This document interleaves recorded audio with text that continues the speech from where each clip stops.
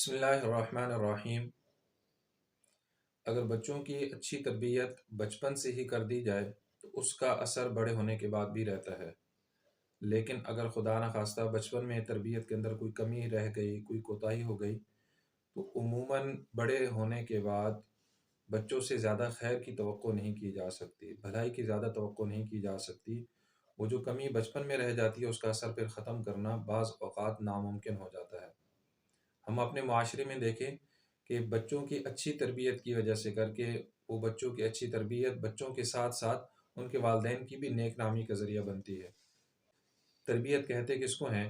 اگر اس کو چند الفاظ میں سمیٹا جائے تو تربیت کہتے ہیں کہ انسان کا مزاج ایسا بن جائے کہ وہ اپنی دل کی مرضی سے، اپنی خوشی سے اچھے کام کرے، نیک کام کرے، بھلائی اور خیرخواہی کے کام کرے، اور غلط کاموں سے، برے کاموں سے اپنے آپ کو روک لے۔ قرآن و سنت میں بچوں کی تربیت کے حوالے سے بہترین ہدایات موجود ہیں۔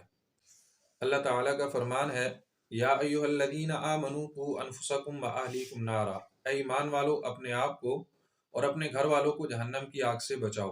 گھر والوں میں جہاں بیوی آتی ہے وہاں بچے بھی آتے ہیں، اولاد بھی آتی ہے۔ حضرت علی رضی اللہ تعالیٰ عنہ اس آیت کی تفسیر میں فرماتے ہیں، علموہم وادبوہم، کہ اپنی اولاد کو بہترین تعلیم دو اور ان کی اچھی تربیت کرو۔ اچھی تعلیم ہوگی، اچھی تربیت ہوگی تو یہ انسان اپنے آپ کو، یہ اولاد، یہ بچے اپنے آپ کو گناہوں سے بچائیں گے، نیکی کے راستے پر چلائیں گے۔ دنیا کے اندر ان کی اپنی زندگی بھی سکون والی ہوگی، اور دنیا میں نیکی کے راستے پہ چلنے کی وجہ سے، ہدایت کے راستے میں چلنے کی وجہ سے قیامت کے دن یہ جہنم کی آگ سے محفوظ رہیں گے۔ رسول اللہ صلی اللہ علیہ وسلم سے صحابہ نے سوال کیا، یا رسول اللہ ہم نے والدین کے حق تو پہچان لیے، والدین کے حقوق کا ہم نے علم حاصل کر لیا، ہمیں یہ بتائیں کہ والدین پر اولاد کے کیا حقوق ہیں؟ آپ علیہ السلام نے فرمایا، والدین پر یہ حق بنتا ہے، والدین پر اولاد کا یہ حق ہے کہ وہ اپنی اولاد کی اچھی تربیت کرے۔ حضرت عبداللہ بن عمر رضی اللہ تعالیٰ عنہ فرماتے ہیں، قیامت کے دن والدین سے ایک سوال یہ بھی ہوگا کہ تم نے اپنی اولاد کی تربیت کیسے کی تھی؟ حضرت عبداللہ بن عمر رضی اللہ تعالیٰ عنہ فرماتے ہیں، قیامت کے دن والدین سے ایک سوال یہ بھی ہوگا کہ تم نے اپنی اولاد کی تربیت کیسے کی تھی۔ ایک چیز یاد رکھیں، والدین کو چاہیے کہ بچوں کی تربیت کے حوالے سے کہیں سے رہنمائی لیں، کسی سے سیکھ کر وہ بچوں کی تربیت کریں۔ اور بچوں کی تربیت کا ایک پہلا قدم، ایک ضروری کام یہ ہے کہ بچوں کو ان کی غلطی پر روکا جائے، روک ٹوک کا مزاج بنایا جائے۔ البتہ وہ روک ٹوک کیسی ہونی چاہیے، اس کو سیکھنے کی ضرورت ہے۔ حضرت سلمہ رضی اللہ تعالیٰ عنہ فرماتے ہیں کہ میں جب بچہ تھا، رسول اللہ صلی اللہ علیہ وسلم کے ساتھ کھانا کھا رہا تھا تو میرا ہاتھ بار بار برتن کے اندر گھوم رہا تھا، کبھی ایک جگہ سے کھاتا، کبھی دوسری جگہ سے، کبھی تیسری جگہ سے، الگ الگ جگہ سے میں کھا رہا تھا۔ آپ علیہ السلام نے بڑے پیار اور محبت سے مجھے سمجھایا، فرمایا، یا غلام سم اللہ وکل مما یلیک، اے پیارے بیٹے اللہ کا نام لے کر کھاؤ اور اپنے سامنے سے کھاؤ۔ دیکھیے کتنا بہترین طریقہ ہے سمجھانے کا اور تربیت کرنے کا۔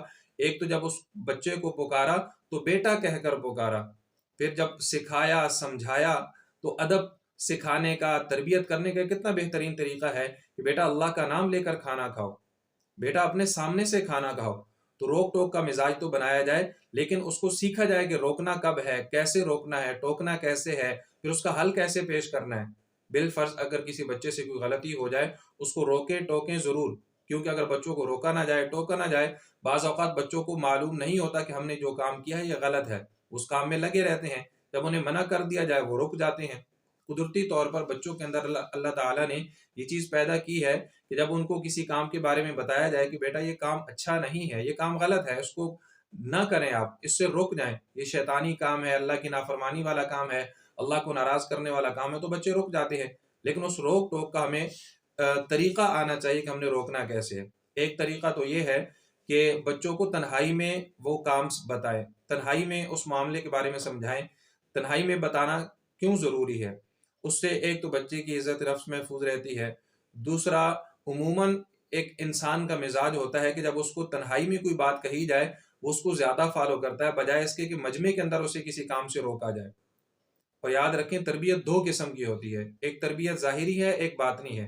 باطنی تربیت تو یہ ہے کہ انسان کا عقیدہ درست ہو، انسان کا اخلاق اور کردار درست ہو، اور ظاہری تربیت یہ ہے کہ انسان کی تعلیم اچھی ہو، انسان کا لباس اچھا ہو، انسان کو کھانے پینے کا طریقہ آتا ہو، انسان کی وضاقت اچھی ہو، انسان کا میل جول اچھے لوگوں کے ساتھ ہو، انسان کو اچھے تعلقات بنانے آتے ہوں، اچھے تعلقات نبھانے آتے ہوں۔ والدین پر یہ فرض ہے کہ اپنی اولاد کی ظاہری تربیت بھی کرے، باطنی تربیت بھی کرے۔ ہماری کوشش ہوگی کہ ہم اپنی ویڈیوز کے ذریعے بچوں کی تربیت کے حوالے سے آپ کی بہتر سے بہترین رہنمائی کرتے رہیں۔ اللہ تعالیٰ کی ذات سے دعا ہے اللہ تعالیٰ مجھے بھی اور آپ کو بھی اپنی اولادوں کی اور اپنے چھوٹوں کی اچھی تربیت کرنے کی اور اس سے پہلے اپنی اچھی تربیت کرنے کی توفیق عطا فرمائے۔ السلام علیکم ورحمۃ اللہ وبرکاتہ۔